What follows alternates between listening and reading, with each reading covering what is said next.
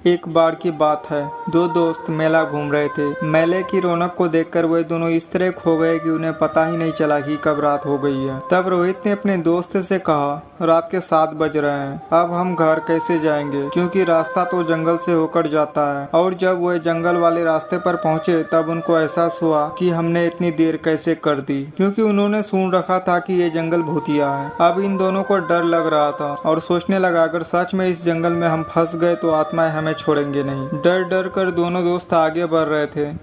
तभी अचानक उनको लगा कि कोई हमारा पीछा कर रहा है। तब रोहित ने पीछे मुड़कर देखा तो एक सांप था और सांप को देखकर वे दोनों डर गए। अचानक सांप एक इंसान के रूप में बदल गया। तब उस इच्छाधारी सांप ने उन दोनों को कहा, तुम दोनों इस भूतिया जंगल में इस समय क्या कर रहे हो? लगता है तुम्हें किसी ने बताया नहीं कि ये जंगल भूतिया है। तब दोनों ने कहा, हमें मालूम है, पर तुम कौन हो? तब उसने कहा, मैं भी एक आत्मा हूँ, लेकिन डरो मत, मैं तुम लोगों को कुछ नहीं करूँगा, बल्कि मैं तुम लोगों को इस जंगल से निकालने में मदद करूँगा। तब दोनों ने कहा, पर हम तुम्हारी बात का भरोसा कैसे करें? तुम आत्माओं का क्या भरोसा, किसी की भी जान ले सकते हो। फिर उसने बोला, मेरा यकीन करो, अगर तुम लोग जल्द से जल्द इस जंगल से नहीं निकले तो रात के 12 बजते ही तुम दोनों उन आत्माओं का शिकार हो जाओगे और फिर तुम लोगों का इस जंगल से बचकर निकलना नामुमकिन हो जाएगा। 8:47 होने से पहले अगर तुम लोग नहीं निकले तो ये जंगल भूल भुलैया बन जाएगा और फिर तुम लोग मारे जाओगे। अभी उन दोनों को उसकी बात पर भरोसा नहीं हो रहा था कि वह एक आत्मा होकर इंसानों की मदद क्यों कर रहा है। तब राहुल ने कहा, क्या तुम हमको कोई प्रूफ दे सकते हो कि तुम बुरे नहीं हो? तब इच्छाधारी नाग ने कहा,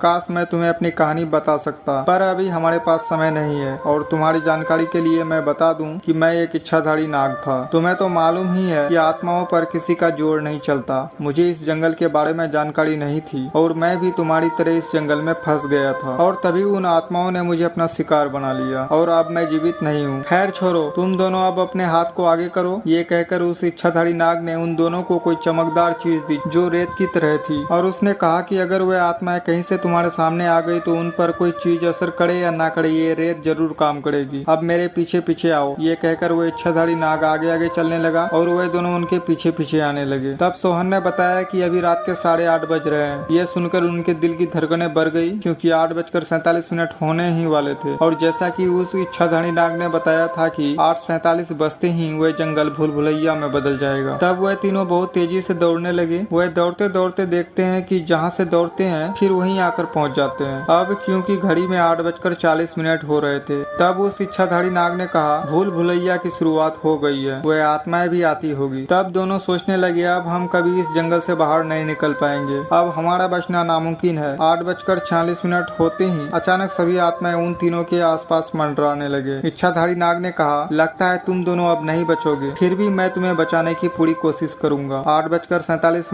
में बस 1 मिनट बाकी था। अचानक जोर जोर की आंधी चली और सारी आत्माएं उनके सामने आ गए। तब उस इच्छाधारी नाग ने कहा, अभी जादुई रेत का प्रयोग मत करना, समय आने पर मैं बताऊंगा कि इसका प्रयोग कहाँ करना है, अभी यहाँ से भागो। ऐसा कहकर वे वहाँ से भागने लगे और वह सभी आत्माएं भी उनके पीछे पीछे आने लगी। इच्छाधारी नाग ने एक पेड़ की ओर इशारा करते हुए कहा, वह रहा मेरा घर, चलो उसके अंदर। तब तीनों उस पेड़ के अंदर चले गए। अब घड़ी में रात के 10 बज रहे थे। वह आत्माएं उन चारों को ढूंढ रही थी। इच्छाधारी नाग ने कहा, जब तक सुबह नहीं हो जाती तब तक तुम लोग यहाँ से बाहर भी मत निकलना, अब चुपचाप सो जाओ। और वह तीनों सो गए और सुबह के 5:30 बजे जब उनकी आंखें खुली तो वहाँ पर ना तो पेड़ था और ना ही वह इच्छाधारी नाग और ना ही वह भूल भुलैया। हर दिन की तरह फिर से सब कुछ गायब हो गया था। तब वह दोनों जल्द से जल्द जंगल से बाहर निकल आए।